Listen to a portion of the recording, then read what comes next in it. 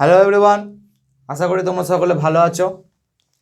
এর আগের দিনে আমরা গভর্নর জেনারেল এবং ভাইসরয়ের ওপর একটা পুরো ভিডিও করে দিয়েছিলাম যে তিনটার মধ্যে পার্থক্য কী, কখন কিভাবে হয়। আজকে আমরা তার থেকে আরেকটু এগিয়ে যাব।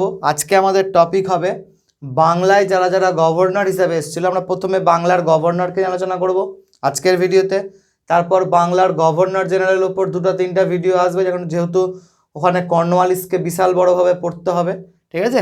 তারপর আমরা ভারতের গভর্নর জেনারেলের উপর পড়বো এবং পুরোপুরি শেষ করে টপিকটাকে আমরা এখান থেকে বেরাবো, ঠিক আছে।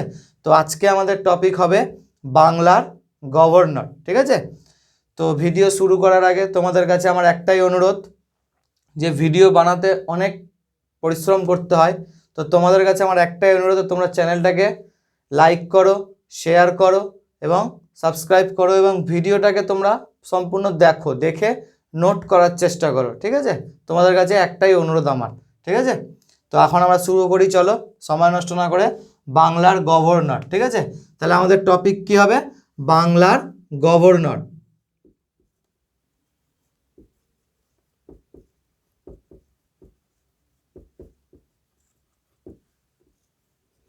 আমরা জানি বাংলার গভর্নরের টাইম পিরিয়ড কত হবে? 1757, অর্থাৎ পলাশির যুদ্ধ থেকে শুরু করে কত অবধি? 1773 সালে আসছে হচ্ছে রেগুলেটিং অ্যাক্ট। তো রেগুলেটিং অ্যাক্ট আসার পর ওটা লাগু হবে হচ্ছে 1774-এ। তাহলে গভর্নরের টাইম পিরিয়ড কত হবে বাংলার? 1774 অবধি। তাহলে বাংলার গভর্নরের টাইম পিরিয়ড কত? 1757 থেকে 1774। সবার আগে আমরা পরপর দেখে নেব বাংলার গভর্নর কি এবং তাদের সালটা, ঠিক আছে। কোশ্চেন সিরিয়ালি আসতে পারে বাংলার গভর্নরে, ঠিক আছে। তো প্রথমেই যে বাংলার গভর্নর হিসাবে আসবে সে হবে কে? Clive, Robert Clive. এদের সম্পর্কে আমরা জানবো, এখনই পড়বো, কিন্তু তার আগে আমরা জেনে নেব এদের টাইম পিরিয়ড। ক্লাইভ বাংলার গভর্নর হিসাবে দুইবার আসবে, ঠিক আছে। একবার হবে হচ্ছে টাইম পিরিয়ড 1757 থেকে 1760। এটা হচ্ছে প্রথম টাইম পিরিয়ড হবে রবার্ট ক্লাইভের 1757 থেকে 1760, ঠিক আছে, 60। তারপর 2 নম্বর গভর্নর হিসাবে একজন টেম্পোরারি হিসাবে আসবে, ঠিক আছে, মানে অস্থায়ী হিসাবে।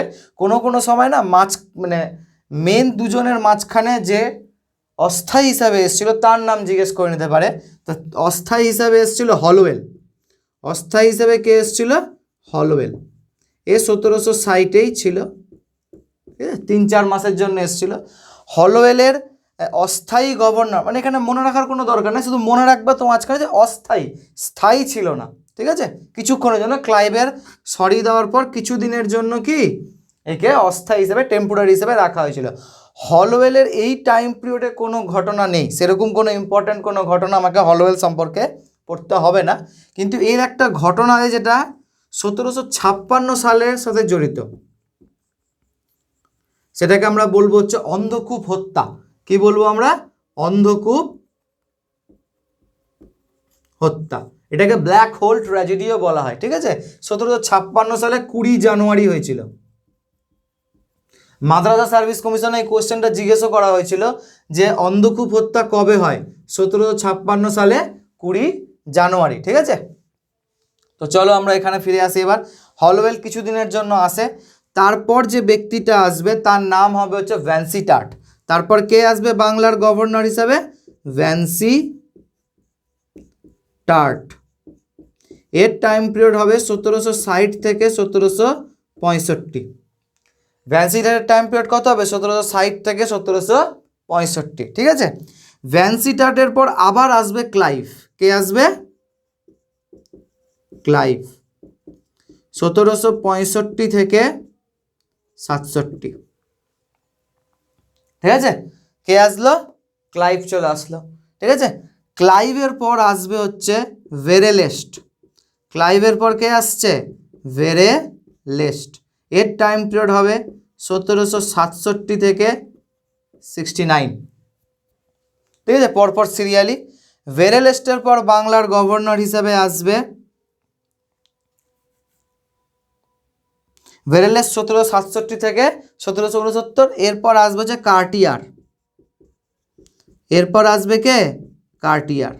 কাটিয়ারের টাইম পিরিয়ড হবে 1769 থেকে 72।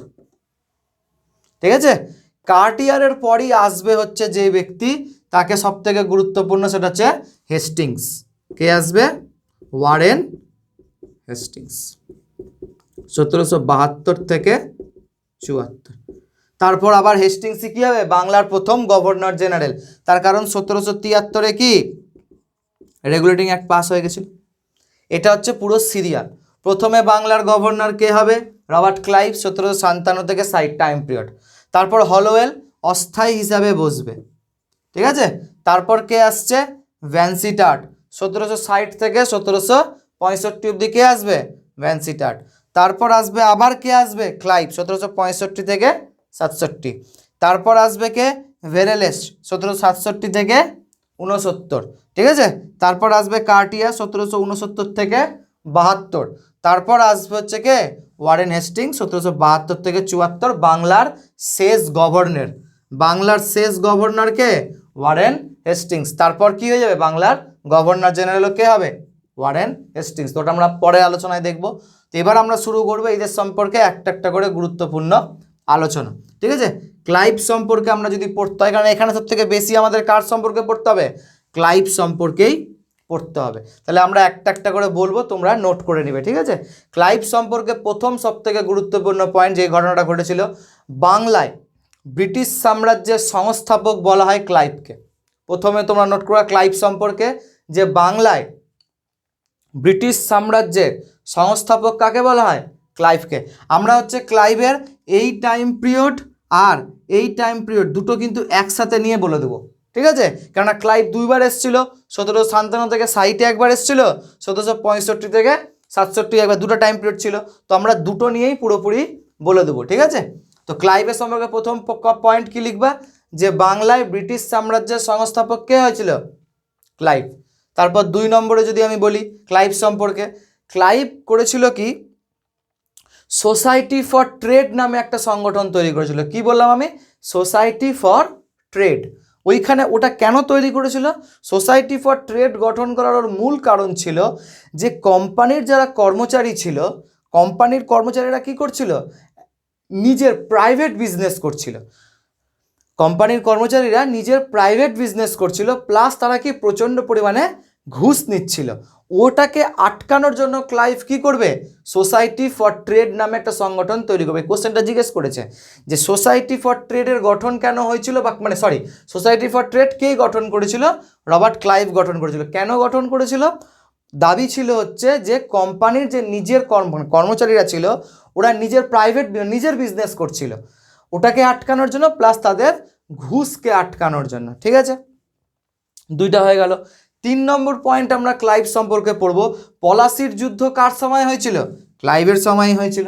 1757 সালে 23শে জুন কি হয়েছিল? পলাশির যুদ্ধ হয়েছিল। পলাশির যুদ্ধ কার সময় হয়েছিল? ক্লাইভের সময় হয়েছিল। হয়ে গেল, এটা একটা পয়েন্ট। তারপরে নাম্বার দিয়ে তোমরা ক্লাইভ সম্পর্কে লিখবা সব থেকে গুরুত্বপূর্ণ, দ্বৈত শাসন, ডুয়াল গভর্নমেন্ট। দ্বৈত শাসন মানে একজনের কাছে থাকবে ক্ষমতাহীন দায়িত্ব, আর একজনের কাছে থাকবে দায়িত্বহীন ক্ষমতা। দ্বৈত শাসনের জনক, মানে যেটাকে আমরা ডায়ার্কি বলি, ডায়ার্কির জনক হচ্ছে লিওনাস কার্টিয়াসকে বলা হয়। ঠিক আছে, কোশ্চেন জিজ্ঞেস করবে কিন্তু, দ্বৈত শাসনের জনক কাকে বলে?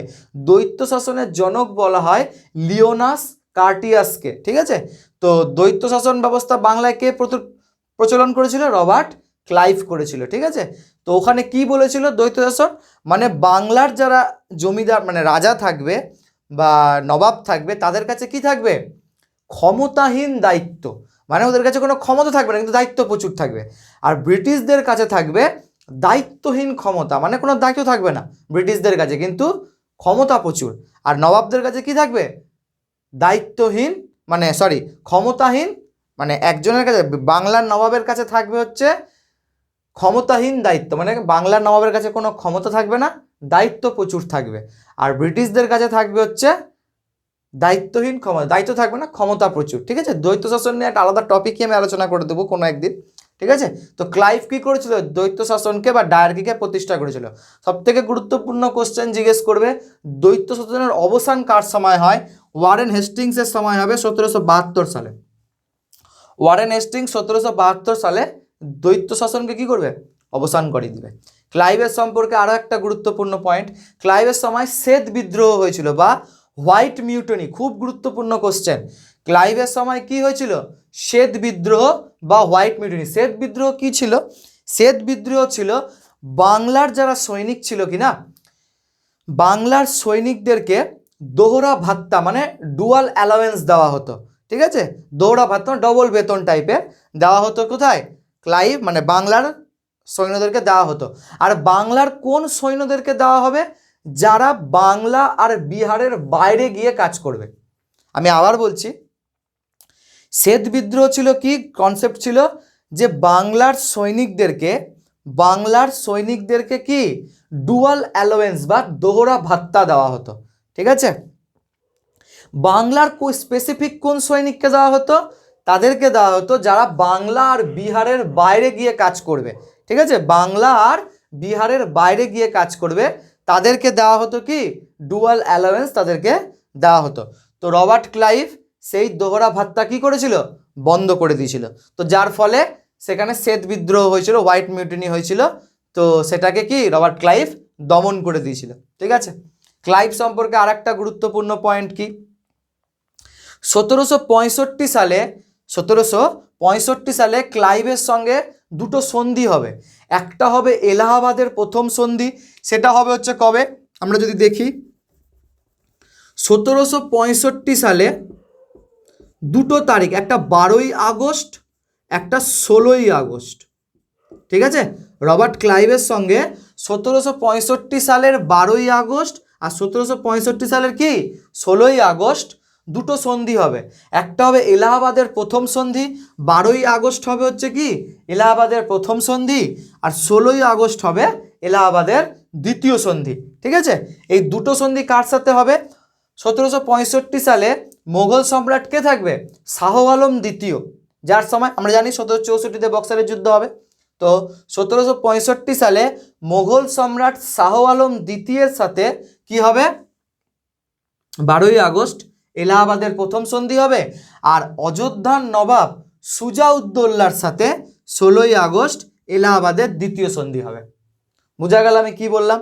1765 এই সন্ধিগুলোতে কি ছিল, এগুলো আমরা যখন বাংলাকে যখন আমরা পুরোপুরি পড়বো, সিরাজউদ্দৌলা, মীর জাফর, মীর কাসিম, এগুলো যখন পুরো বক্সারের যুদ্ধ পড়বো, তখন আমরা এগুলো নিয়ে আলোচনা করব, যে এলাহাবাদের প্রথম সন্ধির মাধ্যমে দেওয়ানি লাভ করে নিয়েছিল এবং এলাহাবাদ আর কারা দিয়ে দিয়েছিল, অযোধ্যার নবাব সুজাউদ্দৌলার কাছ থেকে এলাহাবাদ কারা নিয়ে নিয়েছিল, ওগুলো আমরা পরে দেখব, ঠিক আছে। তো 1765 সালে 12ই আগস্ট এলাহাবাদের প্রথম সন্ধি হচ্ছে কার সাথে, মোগল সম্রাট দ্বিতীয় শাহ আলমের সাথে। 1765 সালে 12ই আগস্ট কি হচ্ছে, এলাহাবাদের প্রথম সন্ধি। আর 1765 সালে 16ই আগস্ট অযোধ্যার নবাব সুজাউদ্দৌলার সাথে এলাহাবাদের দ্বিতীয় সন্ধি হচ্ছে, ঠিক আছে, বোঝা গেল। তাহলে গভর্নর কে আছে, গভর্নর জেনারেল তো না, সরি, বাংলার গভর্নর কে আছে এই সময়, রবার্ট ক্লাইভ আছে, ঠিক আছে। এবার হচ্ছে 12ই আগস্টে যে এলাহাবাদের প্রথম সন্ধি হয়েছিল, এটা দিয়েই British east India company Mughal সম্রাট দ্বিতীয় শাহ আলমের কাছ থেকে কি দেওয়ানি লাভ করেছিল। তাহলে জিজ্ঞেস করবে যে ব্রিটিশরা দেওয়ানি লাভ কবে করেছিল ইস্ট ইন্ডিয়া কোম্পানি, 1765 খ্রিস্টাব্দে। কার কাছ থেকে করেছিল, মোগল সম্রাট দ্বিতীয় শাহ আলমের কাছ থেকে দেওয়ানি লাভ করে নিয়েছিল, ঠিক আছে। আর 12ই আগস্ট এলাহাবাদের প্রথম সন্ধির মাধ্যমে করেছিল, আর এলাহাবাদের দ্বিতীয় সন্ধির মাধ্যমে 16ই আগস্ট অযোধ্যা নবাব সুজাউদ্দৌলার সাথে করা হয়েছিল ক্লাইভ। আচ্ছা, ক্লাইভ সম্পর্কে সবথেকে গুরুত্বপূর্ণ পয়েন্ট যেটা, ক্লাইভ পরবর্তীতে যখন ব্রিটেনে ফিরে যায় তখন তার উপর মহাভিয়োগ লাগানো হয়েছিল এবং তিনি নিজে কি আত্মহত্যা করেনি, বলে নাকি যে খুর দিয়ে নিজের গলা কেটে নিয়েছিল, ঠিক আছে। তো ক্লাইভ সম্পর্কে আমরা এইটুকুটা ঘটনা মনে রাখবো, সোসাইটি ফর ট্রেড, তারপর শ্বেত বিদ্রোহ, তারপর হচ্ছে দৈত্য শাসন, ঠিক আছে, তারপর হচ্ছে এলাহাবাদের প্রথম সন্ধি দ্বিতীয় সন্ধি, দেওয়ানি লাভ করেছিল কার সময়, রবার্ট ক্লাইভের সময়, ঠিক আছে। আর একটা কী বললাম আমরা, দৈত্য শাসনকে অবসান যদি বলে হেস্টিংস, পরে আমি বলে দেবো আবার। ক্লাইভের পর আমি কি বললাম, অস্থায়ী টেম্পোরারি হিসাবে কে এসেছিল, হলোওয়েল এসেছিল। আর হলোওয়েল সম্পর্কে আমি কি বললাম, যে এই টাইম পিরিয়ডে কেননা 3 মাসের জন্যই ছিল, সেরকম ইম্পর্টেন্ট না। এর সময় এর নামে একটা গুরুত্বপূর্ণ ঘটনা হয়, সেটাকে আমরা কি বললাম, অন্ধকূপ হত্যা, যেটা 1756 সালে 20 জানুয়ারিতে হয়েছিল, যেটাকে ব্ল্যাক হোল ট্র্যাজেডি বলে। এটা পরে একদিন বাংলা পড়ানোর সময় আলোচনা করব, যে সিরাজউদ্দৌলা, এটা একটা গল্প। হলোওয়েল একটা বই লিখেছিল, নামটাও তোমরা মনে রেখো। হলোওয়েলের একটা বই আছে যার নাম হচ্ছে কি, অ্যালাইভ দ্য ওয়ান্ডার। হলোওয়েলের বইয়ের নাম কি, অ্যালাইভ দ্য ওয়ান্ডার। হলোওয়েলের বইয়ের নাম হচ্ছে অ্যালাইভ দ্য ওয়ান্ডার। ওই বইয়ে কি লিখছে হলোওয়েল, যে সিরাজউদ্দৌলা একটা ঘরের মধ্যে ব্রিটিশদেরকে বন্দি করে রেখে যায়, তার মধ্যে অনেকজন মারা যায়, কিছুজন ব্যক্তি জীবিত ছিল, এবং জীবিতর মধ্যে হলোওয়েল কি ছিল, একজন। এটা পুরোপুরি একটা মিথ ঘটনা, মানে অতিশয়োক্তি বলা যায়, কেননা সম্ভব না ওইটুকু ঘরের মধ্যে 143 জনকে বন্দি করে রাখা, সম্ভব ছিল না এটা, ঠিক আছে। এরপর আমরা পড়বো হচ্ছে ভ্যানসিটার্ট সম্পর্কে। টাইম পিরিয়ড কি, 1760 থেকে 1765। এর সময় একটাই গুরুত্বপূর্ণ ঘটনা ভ্যানসিটার্ট সম্পর্কে পড়তে হবে। এই সময় কি হয়েছিল, 1764-তে এই সময় বক্সারের যুদ্ধ হয়েছিল। তোমায় কোশ্চেন জিজ্ঞেস করবে, বক্সারের যুদ্ধ কাদের মধ্যে হয়? একদিকে ছিল ব্রিটিশ ইস্ট ইন্ডিয়া কোম্পানি, ঠিক আছে, আর অপর দিকে গভর্নর কে ছিল বাংলার সেই সময়, ভ্যানসিটার্ট, আর অপর দিকে ছিল বাংলার মীর কাসিম। নবাব কিন্তু না, কেননা বক্সারের যুদ্ধের সময় বাংলার নবাব ছিল মীর জাফর। মীর জাফরকে দুবার নবাব করা হয়েছিল। কোশ্চেন জিজ্ঞেস করে, অনেকেই ভুল করে যে বক্সারের যুদ্ধের সময় বাংলার নবাব, অনেকে বলে মীর কাসিম ছিল। না, মীর কাসিম যদি বাংলার নবাব হতো ও যুদ্ধই বা কেন করতো, ঠিক আছে। তো এইভাবে মনে রাখবা যে এই সময় বাংলার নবাব ছিল হচ্ছে মীর জাফর। তো বাংলার মীর কাসিম, অযোধ্যার নবাব সুজাউদ্দৌলা, ওই কারণে এলাহাবাদ দ্বিতীয় সন্ধি হবে রবার্ট ক্লাইভের দ্বিতীয় টার্মে এখানে, ঠিক আছে। অযোধ্যার নবাব সুজাউদ্দৌলা, মোগল সম্রাট দ্বিতীয় শাহ আলম, এরা একদিকে ছিল। বাংলার মীর কাসিম, অযোধ্যার নবাব সুজাউদ্দৌলা, আর বাংলার কে ছিল, মানে বাংলার মীর কাসিম, সুজাউদ্দৌলা অযোধ্যার, আর হচ্ছে মোগল সম্রাট দ্বিতীয় শাহ আলমের সাথে ইস্ট ইন্ডিয়া কোম্পানি। তখন গভর্নর কে ছিল, ভ্যানসিটার্ট। আর ইস্ট ইন্ডিয়া কোম্পানির তরফ থেকে সেনাপতি কে ছিল, খুব বারবার জিজ্ঞেস করবে। বক্সারের যুদ্ধের ব্রিটিশ সেনাপতির নাম ছিল হেক্টর মুনরো, কলিন মুনরো না কিন্তু, কলিন মুনরো নিউজিল্যান্ডের প্লেয়ার। তো ভ্যানসিটার্ট সম্পর্কে আমরা কি বললাম, এই সময় বক্সারের যুদ্ধ হচ্ছিল, বক্সার বিহারে পড়ে, ঠিক আছে, বক্সারের যুদ্ধ হয়। আর বক্সারের যুদ্ধের পরে কি হয়েছিল, ব্রিটিশ সেনাপতি কে ছিল, ইস্ট ইন্ডিয়া কোম্পানির হেক্টর মুনরো ছিল, ঠিক আছে। বক্সারের যুদ্ধের পরে কি ব্রিটিশরা দেওয়ানি লাভ করে নিয়েছিল, যেটা 1765 সালে দেওয়ানি লাভ কে করবে, পরবর্তীতে আসবে। ভ্যানসিটার্টের টাইম সময় শেষ, চলে যাবে। ভ্যানসিটার্টের পর আবার কি ক্লাইভ দ্বিতীয়বারের জন্য আসবে, এবং 1765 সালে কি মোগল সম্রাট দ্বিতীয় শাহ আলমের সাথে আর অযোধ্যার নবাব সুজাউদ্দৌলার সাথে পরপর দুটো চুক্তি করবে, এলাহাবাদের প্রথম সন্ধি আর দ্বিতীয় সন্ধি। আর এলাহাবাদের প্রথম সন্ধি দিয়ে কি হয়ে যাবে, দেওয়ানি লাভ করে নেবে মোগল সম্রাট শাহ আলমের কাছ থেকে, ঠিক আছে। বার্ষিক 26 লাখ টাকার বিনিময়ে বাংলা, বিহার, উড়িষ্যায় ব্যবসা করার অধিকার পেয়ে যাবে, এটাই দেওয়ানি ছিল, ঠিক আছে। তো এবার আসবে কে, ভেরেলেস্ট। ভেরেলেস্ট সম্পর্কে সেরকম ইম্পর্টেন্ট কিচ্ছু নাই, এর টাইম পিরিয়ড মনে রাখবা 1767 থেকে 1769, কিছু পড়ার নাই সেরকম। কার্টিয়ার, এর সময় একটাই লাইন মনে রাখবা, বাংলার যখন কার্টিয়ার ছিল এই সময় 1770 সালে, কার্টিয়ারের টাইম পিরিয়ডের সময় অর্থাৎ 1770 সালে এখানে মন্বন্তর পড়েছিল, এটাকেই 76-এর মন্বন্তর বলা হয়, ঠিক আছে। কেন বাংলায় এই সময় সাল ছিল 1176, সামথিং এরকমই হবে, তোমরা দেখে নিও একটু, এই মুহূর্তে মনে নাই, 1176-ই ছিল বাংলায় টাইম পিরিয়ড, ওই কারণে এটাকে 76-এর মন্বন্তর বলা হয়। 1770-এ হয়েছিল ইংরেজি সালের 1700, গ্রেগরিয়ান ক্যালেন্ডার অনুযায়ী 1770-এ হয়েছিল কার্টিয়ারের সময়। তো জিজ্ঞেস করবে 76-এর মন্বন্তরের সময় বাংলার গভর্নর কে ছিল, কার্টিয়ার ছিল। আর তারপরে কে আসবে, হেস্টিংস। হেস্টিংস 1772 থেকে 74 বাংলার গভর্নর হিসাবে থাকবে। আর 1772 সালে এসে আগে কি করবে, যেটা দ্বৈত শাসন যেটা ক্লাইভ শুরু করেছিল ওটাকে কি বন্ধ করে দেবে। তারপর হেস্টিংসের আসল আমরা কাজ কখন পড়বো, যখন হেস্টিংস গভর্নর জেনারেল হিসাবে আসবে। তো পরের ভিডিওতে আমরা বাংলার গভর্নর জেনারেলকে নিয়ে আলোচনা করব, ওটা দুটো ভিডিও নিয়ে হবে, কেননা পরের ভিডিওতে বাংলার গভর্নর জেনারেল পড়া থেকে হেস্টিংসের কাজ আর কর্নওয়ালিসের কাজ দুটোতেই একটা ভিডিও লেগে যাবে, ঠিক আছে। তো তোমরা অপেক্ষা করো পরের ভিডিওর জন্য, চ্যানেলকে লাইক করো, শেয়ার করো, সাবস্ক্রাইব করো, থ্যাংক ইউ।